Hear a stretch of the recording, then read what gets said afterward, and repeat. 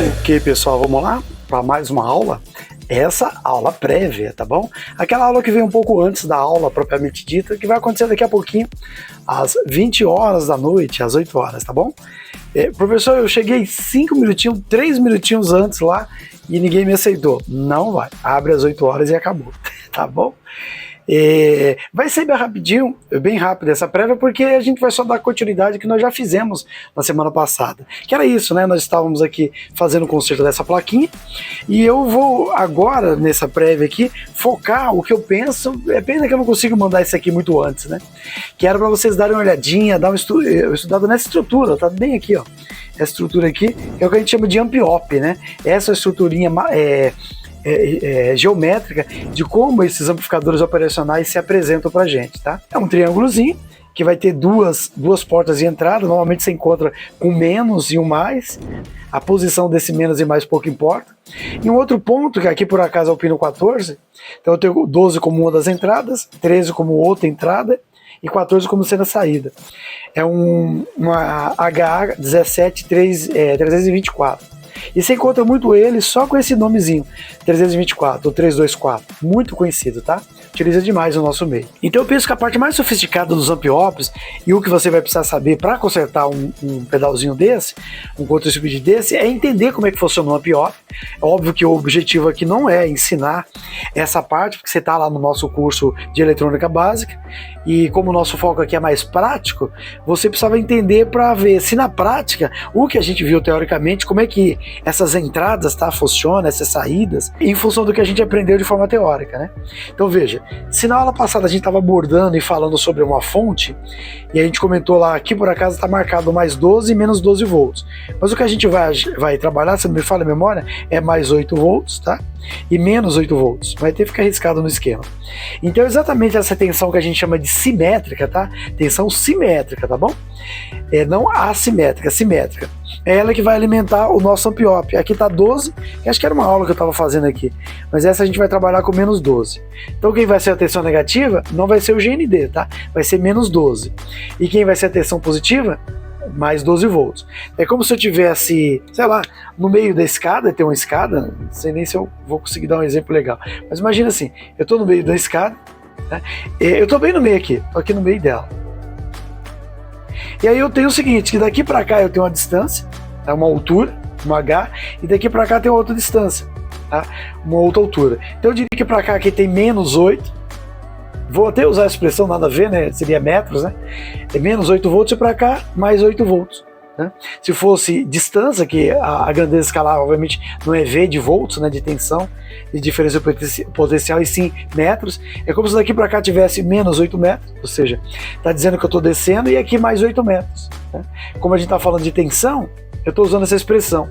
Então se eu colocar minha ponta negativa, por exemplo, num ponto, tá? Negativa num ponto, e se eu medir para ali, eu estou vendo 8 volts, eu estou bem aqui no meio, 8 volts e aqui menos 8 volts. É exatamente essa tensão que a gente vai alimentar o ampiop, tá? Mais 8 e menos 8. Faz o papel da tensão negativa, não é isso? E aqui vai estar as duas tensões, ou melhor, os dois pontos de entrada. A porta não inversora, a gente vai, obviamente, deixar mais claro isso na aula propriamente dita.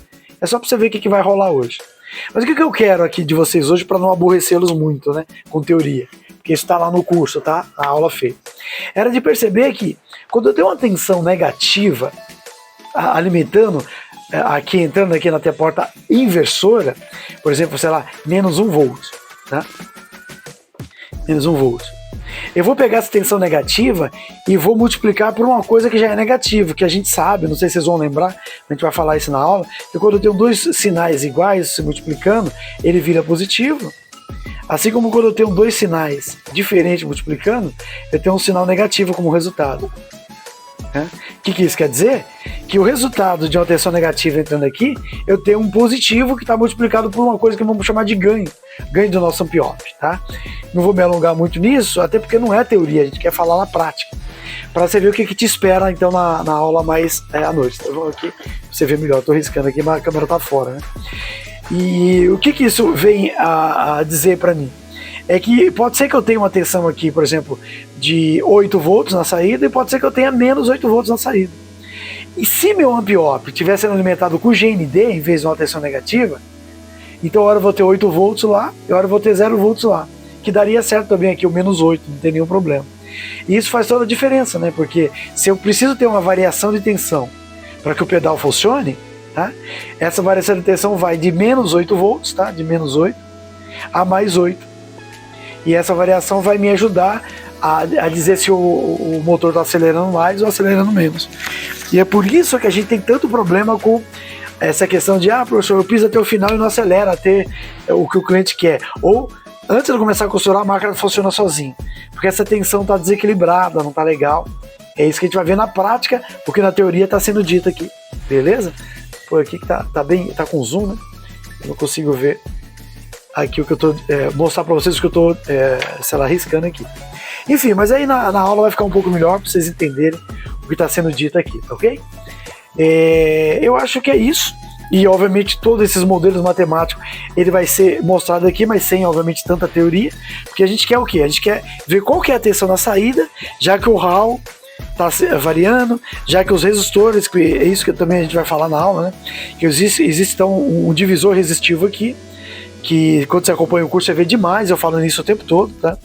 E esse divisor resistivo é que vai determinar o ganho de saída aqui, que na medida que a aula for fluindo, você vai perceber que esse ganho é altíssimo. Tem a maior parte dos documentos, né, os datasheets desse cara, de Amp-Op, ele vai dizer que esse ganho é infinito, né? É alguma coisa da ordem de, sei lá, 50 mil, tá? 50 mil vezes o que entra, quer dizer, se essa diferença entre menos 1 e 0 é 1, 1 vezes 50 mil vai dar 50 mil volts na saída, quer dizer, é muito grande isso. Aí você vai achar Amp-Op com 100 mil de ganho, 500 mil de ganho, quer dizer, é coisa absurda, tá? A ponto de eles falarem infinito, quer dizer, é um número muito grande. Agora, há de se dizer que essa tensão nunca chega, né? Porque se a tensão de alimentação é 8, mas você tem um range de 16 volts, né? Menos 8 com mais 8. A diferença de potencial aqui é de 16 volts, por exemplo. Mas não chega a 50 mil, não é isso? Mas teoricamente é isso. E a questão é, professor, então como é que eu trunco um ganho que eu quero, né? Tipo assim, eu não quero que ele amplifique 50 mil vezes, eu quero que ele amplifique, sei lá, eu quero que a diferença aqui dê assim 1 volt, mas que saia, por exemplo, sei lá, 10 volts na saída. Então como é que eu faço isso? Eu trabalho com resistores. Então essa malha resistiva vai me dar, então, a determinação do ganho. E aí a gente vai falar em aula. Já estou me alongando demais para uma aula prévia, né? Mas como é teoria, a gente sempre, né, passa mais do limite. É rapidinho. Como é que eu determino? Então você vai ver 3 tipos de Amp-Ops, 3 tipos de configuração, que a gente vai chamar de modo de operação. 3 modos. É basicamente isso aqui, tá? É o que a gente vai chamar de um circuito de malha aberta sem realimentação. Sem realimentação. Tá? É uma estrutura assim que a gente tem visto, né? E não tem nada realimentando, tá? Menos e mais. E tem o com realimentação. Aí o com realimentação você tem 2. Esse é o com e esse é o sem.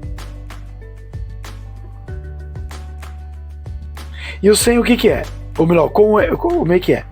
Então você tem o mesmo Amp-Op, com as suas entradas inversora e não inversora, e você tem um resistor realimentando o circuito. Tá? Pela porta aqui, pela porta inversora, e a outra situação é exatamente o contrário, né? Você tem um Amp-Op com a sua porta inversora e a não inversora, e nesse caso o resistor de realimentação vai estar aqui, ó, realimentando o circuito através da porta não inversora, tá? Então são 2 situações e mais uma, totalizando 3, tá bom? E a gente vai mergulhar um pouco mais.